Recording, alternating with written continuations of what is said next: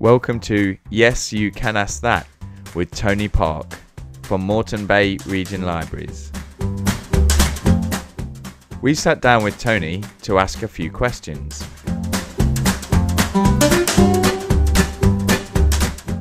Question 1. How did a boy from Western Sydney end up writing novels about Africa?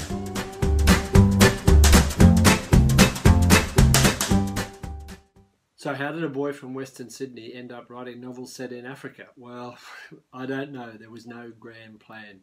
I grew up in a place called Campbelltown, and there was nothing in my background that would indicate I would ever be able to get to Africa, let alone writing books there. But one thing I knew from the time I was a very small boy, my mum got me reading very early on, was that the only thing in life I wanted to do was write a book, specifically to write a novel. As I got older, I worked out I couldn't do mathematics or science. English was about the only thing I was anything good at school. And when I left school, I later went on to work as a journalist in public relations. But I always had this burning desire to write a novel. But if you're interested in writing, what I discovered pretty early on was there were two big obstacles. Time, having enough time to write a book, and a place, somewhere to write about, whether it's a place in time or history, just subject matter. All I knew was I wanted to write fiction.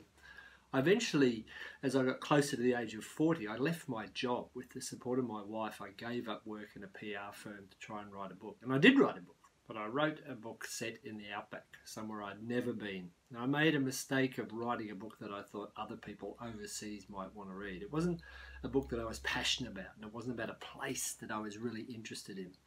Around about that time, my wife and I had our first trip to Africa. It was supposed to be a once-in-a-lifetime safari tour to South Africa, Zimbabwe and Botswana. Well, it turned out to be anything but a once-in-a-lifetime trip. We got hooked on the continent, on the diverse cultures and the different countries we visited. The wildlife was a big factor. We were blown away by that. But also the people we met on that first trip seemed to have such amazing stories. The landscape was incredibly inspiring. We decided before the end of that first trip that we would go back to Africa. We were so addicted to it. We did. It was on my third trip to Africa in 1998 that I had another go at writing a book. This one I was more passionate about because I decided to set it in Africa, a continent I was getting to know. I set it on a fictitious tour around Africa, and I found that what worked for me was not plotting the story out as I had done with the first book. And I'd actually found that process quite boring. When I wrote the second book, this one set in Africa, I just made it up as we went along. And each day as we moved along in our tour around Africa, my wife and I, so too did the action in my fictitious novel. I really enjoyed that trip, and I really enjoyed the process of writing that book. And to cut a long story short, that was published as my first novel, Far Horizon, back in 2004. I got a publishing deal with Pan Macmillan Australia, and they said, you can write the Africa books. And here I am, 18 books later, with Last Survivor. Question 2. Many of your books were inspired by chance encounters with real people in interesting circumstances. What can you tell us about the latest book and your encounters with gardeners with guns? Yeah, my books have been inspired by chance encounters with people I've met around a campfire or on my travels through Africa, and people in interesting circumstances. Yeah, Last Survivor, like those others, just came from a conversation, from a chance sort of discussion that I had with a friend of mine. It's a lady I've known for many, many years, and she's a very keen gardener. She was showing me around her house in somewhere in southern Africa, I won't say exactly where, and she had these amazing plants with these long spiky leaves and strange looking cones like pine cones. These are cycads, and I'd probably seen them around, but I didn't know what they were. They look like palms, but they're actually more closely related to conifers, and these cones are like pine cones, but they tend to be much bigger and garishly coloured. And it's perhaps this unusual nature of these plants, cycads, that date back to the Jurassic period, that make them so interesting to collectors. And my friend, as she was showing me around, I said, like, why have you got all these plants? And she'd moved from one place to another and relocated her plants. I said, why did you like move all of these plants? She said, because they're worth a fortune. And she started to explain to me that as well as people who legally collect the plants like she does, because the trade in cycads is regulated, you need permits to buy and sell and to export them. What she told me was there is a lucrative, flourishing, underground, illegal market in cycads around the world. Consequently, the most endangered living organisms in the world today, I learned, to my surprise, are not rhinos or elephants or lions, other things I've written about in my previous African novels, but they're plants, a family of the Encephalatos family of cycads from South Africa. These living organisms are all but extinct in the wild, and that's because of greed, because these illegal collectors will pay a fortune to have these plants sometimes removed from the wild just so they can go into their gardens. I haven't had any personal encounters with gardeners with guns, but I've met quite a few gardeners now and a few experts on cycads, and I've met a few people that know a thing or two about guns. Now, in my book, Last Survivor, the rarest cycad of all, in fact it's one that's already extinct, but I've pretended that a specimen has been found, comes onto the market. It's worth so much money that some criminals steal it and actually decide to use it to fund a terror attack, because in parts of Africa, poaching, the illegal trade in wildlife, is used to fund acts of terror. So that's where the flicker of the idea came from, and I thought there's got to be a book in this somewhere. Speaking of Sonja Kurtz, what made you decide on a female ex-mercenary as a central character for your first book with her, The Delta? So, what made me decide to bring back one of my recurring characters, Sonja Kurtz, in this book, Last Survivor? Well, to tell you the truth, I didn't decide to do that. She decided it for me. This book has a bunch of gardeners with guns that I was mentioning before, members of the Pretoria Cycad and Firearms Appreciation Society, a fictitious group of elderly ladies and gents who also like guns. But leading them into battle in this book to reclaim the missing cycad is Sonja Kurtz. Sonja first appeared in one of my earlier books, The Delta, and she is a now retired female mercenary. She is a force of nature. She's a fantastic character for me to write because I love writing her. She tends to write herself. She can be as out there and as crazy as she wants to be. She's a real tough cookie. She's a single mum with relationship issues and an AK-47. I love writing her. And I literally started writing this book thinking it would not be a Sonja Kurtz book. She's been in 3 before. My readers do tend to like her, I think. But as I was writing, all of a sudden she popped in. And this is the way I write. I just make it up as I go along. And I got to the point very, very early on in the story where I wanted to have a bit of action happening, because this is otherwise a book about plants, and who better to kick down a door and get the action happening than my favourite leading lady, Sonja Kurtz. Back again. Question 4. Another character you keep returning to is Sanne van Rensburg. Why do you find her such an interesting character, and will she come back for a leading role in the future? I do have another recurring leading lady who has appeared in a few of my books, and that is, I think she's about to be promoted to Colonel, Sanne van Rensburg, who is my Afrikaans-speaking lady detective who first appeared in my 4th novel, Silent Predator, as a police bodyguard in South Africa. I like Sanne van Rensburg, and will she appear? Yes, she is coming back in another book. She's not in Last Survivor, but I think what attracts me to her is generally before I started writing, I always liked reading books for some reason that had a strong female protagonist. It just seemed that they could bring so much more depth to their characters as well too. And whereas Sonja is this kind of tough, relentless, ruthless soldier of fortune. Sanne van Rensburg, not that Sonja doesn't have a soft side, but Sanne is more prey to some of the day-to-day struggles that many more of us can can identify with.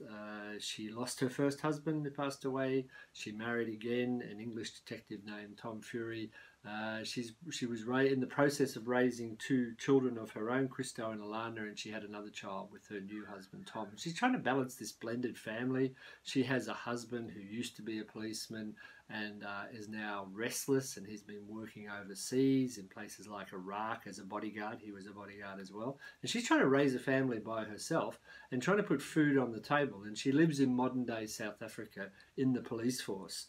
Crime is an issue in Southern Africa, and Sunny is very much on the front line. She's a woman in a man's world, but she also comes, from a different cultural background to the majority of people in the police service today.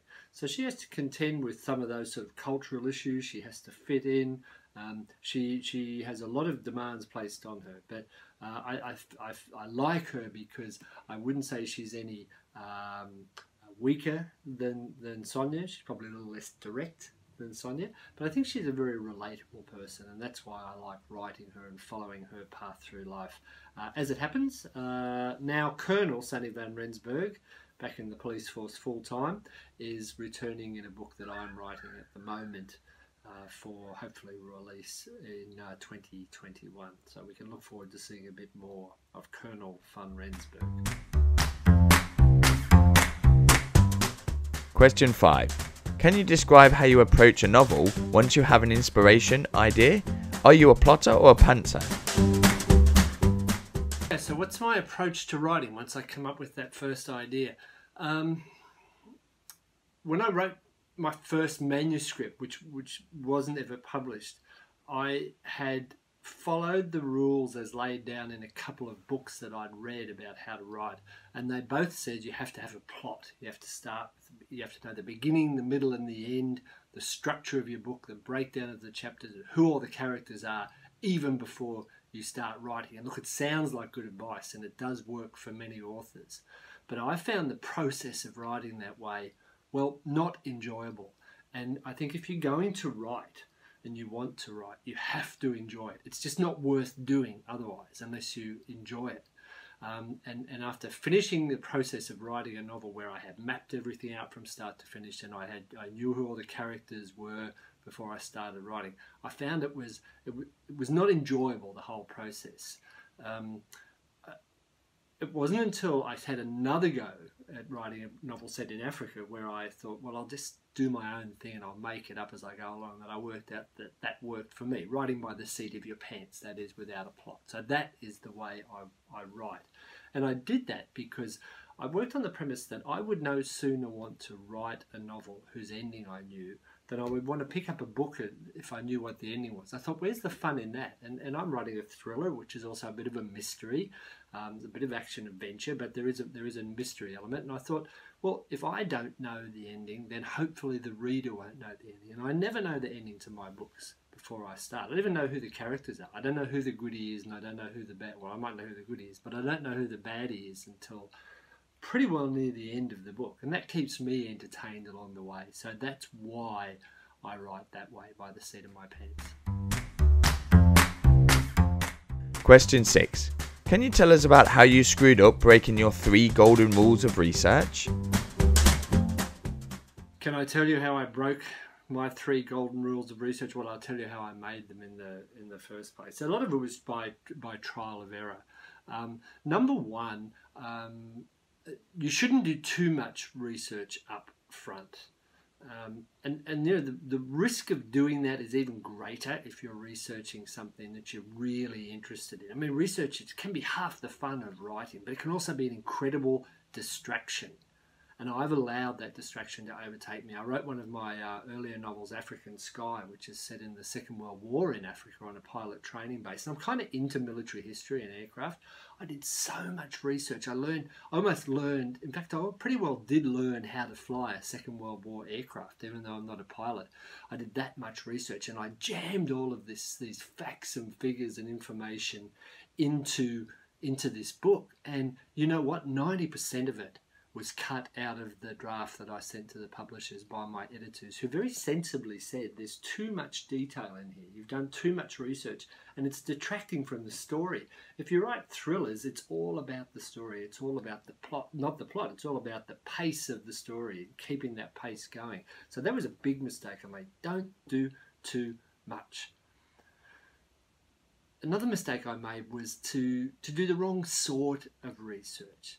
That is, I relied on the internet. Now, the internet is all pervasive, and again, it can be a very, very distracting as well too. You can spend so much time online looking for stuff, and that way, it can seem as though you're getting somewhere, but you're actually wasting your time. The other risk of using the internet, so I say don't use the internet, is the third thing that I do say to people, is that you can find anything on the internet, anything you're looking for, like a false positive. If you think you know something somewhere and you're wrong, somewhere someone on the internet will have said the same thing that you did. They will have agreed with you. So in a book of mine set in Namibia on an empty coast, I made the assumption, which is a mistake, that a certain rifle fired a certain caliber of ammunition.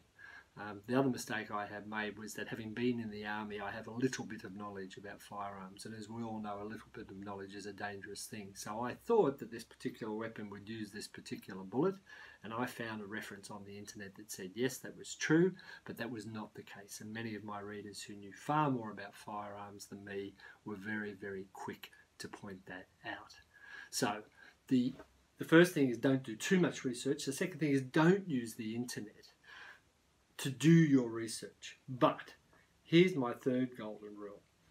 The best way to do research is to find people who are experts, and you can use the internet to find those people. So I use the internet to do my research by finding people, by stalking people. So find experts. But here's the thing, this is what I find, is I do my research after I've finished writing the first draft of the novel. Because if you don't, you're wasting too much time. And what you don't want to do, if you've got an expert to help you in a particular area, is to waste their time. So that's another mistake you can make. So don't do too much research. Don't use the internet.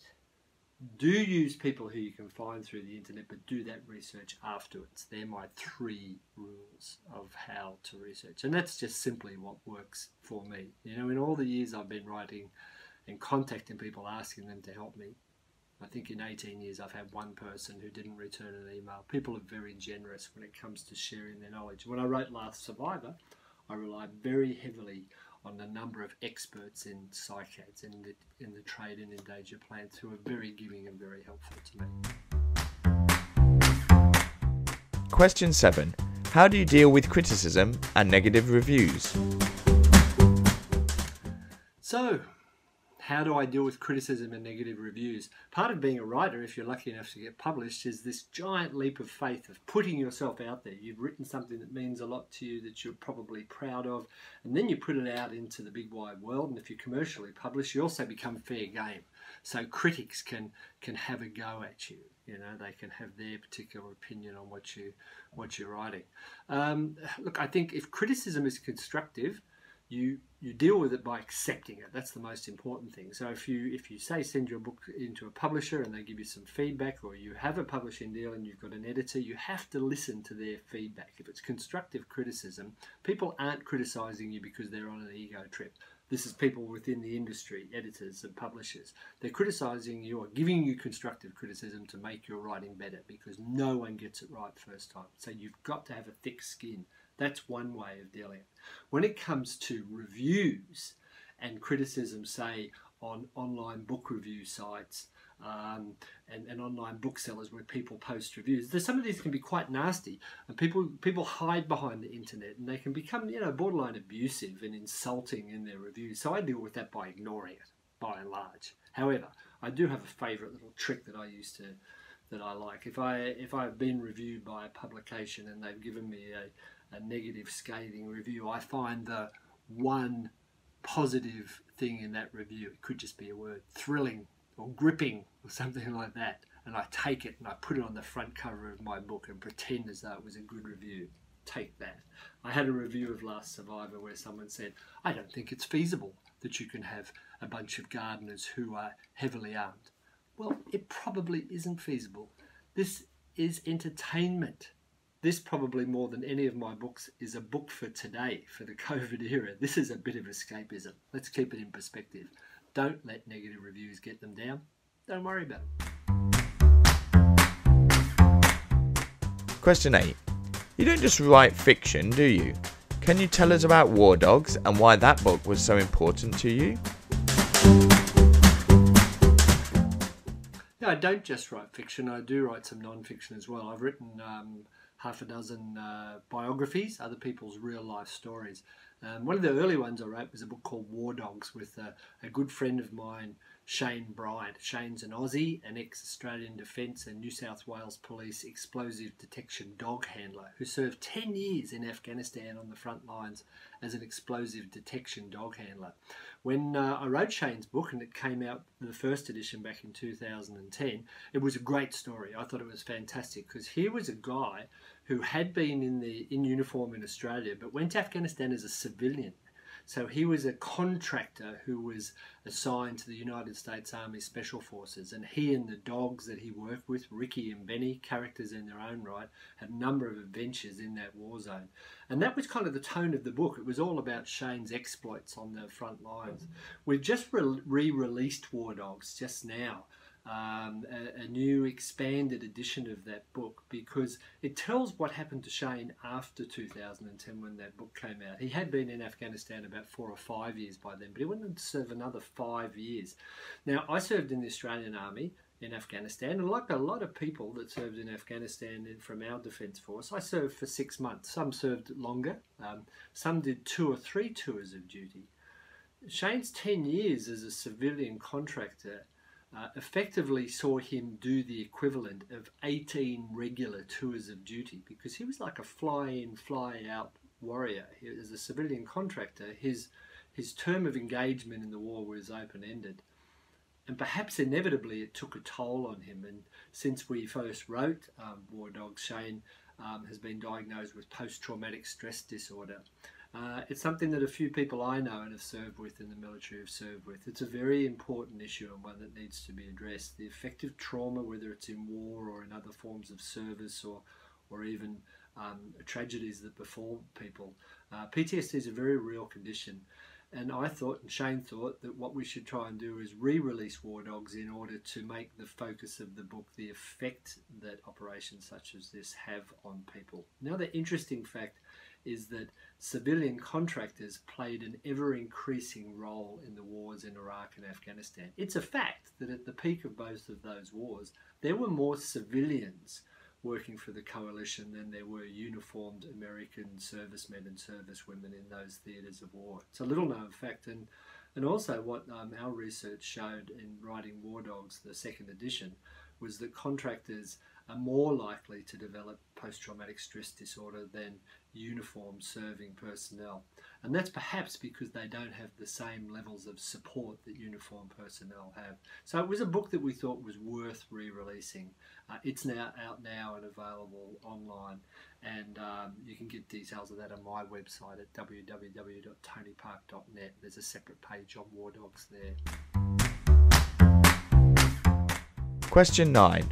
Are you nervous about returning to Africa given the current pandemic? Am I nervous about returning to Africa given the current pandemic? No, I can't wait to go back to Africa.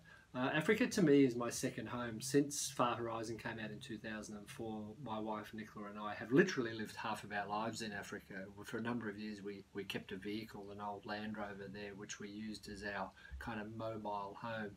But about 7 or 8 years ago we bought a house in South Africa on the edge of the iconic Kruger National Park, South Africa's largest game reserve. We have well-established roots there. We have friends and family there. Just as we do here in Australia. So if you can imagine yourselves having a whole nother life somewhere else in the world, I think you know that you can probably get a glimpse of how we feel now. We're missing our other home, we're missing our friends and our family. travel in the time of pandemic, you know, when we are allowed to travel, probably still won't be without risk. But you can say there's a risk to anything in life. I'm certainly not downplaying COVID-19 or its seriousness. But people in Africa have to deal with a whole different set of risks in their lives than we do in Australia. And I think we're prepared for that. I can't wait to get back there, because Africa is where I get the inspiration for my writing. It's where I do my job. But we're certainly going to be careful about the way that we do things in the future, as I think all of us are. No one's going to come through this unchanged. Question 10. Many of your books touch on conservation themes. Why is this important to you, and what do you see as the biggest threats to the environment, both here in Australia and in Africa? Yeah, many of my books, or pretty well all my books, do deal with conservation in one form or another, and the protection of endangered species, the threats to endangered species. And I have written about, you know, big animals like rhinos and elephants and lions, and even endangered birds, vultures, in previous books, and this one looks at plants. Why is it important to me? Yeah, I think before I first travelled to Africa in 1995, I hadn't really thought much about the environment or endangered species or man's footprint on the planet. I think coming with an appreciation of the majesty and the wonder of Africa's wildlife and the natural environment, pretty soon after that you start to learn of the threat to the natural environment and to wildlife and endangered species. And I, like a lot of people, wanted to do something about that. I don't use my books as a kind of soapbox to push my views on conservation, but I do like to increase awareness wherever I possibly can. What I think the biggest threats to the environment here in Australia and Africa, look, it's in one respect it's the same. It's getting the balance right between humans and the natural environment. And whether you're talking about climate change or talking about protecting an endangered animal or even protecting an endangered plant that we're talking about, it comes down to a question of balance and also a question of priorities. What is most important to us? Is making money the most important to us? Is having our piece of land carved out or used for our purposes more important than, say, ensuring that a species, whether it's the rhino or whether it's a koala, is still here in 50 years' time? What is our priority? What's important to us? For me, the natural environment is important, because without it we can't breathe, we can't live. And do we want to live in a world where we have a bit more money and fewer species of wildlife? I don't want to live in that world. I think what I have learned in my time in Africa, and perhaps there's lessons for Australia there, is that humans and wildlife and wild places can actually coexist side by side if there's a little bit of give and take, and if we perhaps change the way we do things and change our priorities and work out what is most important to us. So I live on the edge of a national park with wild animals, dangerous animals, some of them, leopards and occasionally lions and elephants coming around my house. I have to change my behaviour to accommodate them. I don't walk around so much, I don't walk around much at all at night, because I know that's dangerous. So I change my behaviour to accommodate that. I live in a house in South Africa that's completely solar powered. That happens to be because we don't have mains electricity where I live, but it is possible. And a lot of people in Australia would think that's not possible, to live totally off the grid. It is if you change your lifestyle a little bit, if there's a bit of give and take. And the number one threat to wildlife, wild places and wild species in Africa is pretty much the same as it is in Australia. It's habitat destruction. I think we need to think twice in the future about how much land we need and what we need that land for. And if we can all live peacefully side by side, whether it's with our neighbours or our wildlife and wild places side by side, I think the world's going to be a better place. Thank you for joining Moreton Bay Region Libraries for Yes You Can Ask That with Tony Park.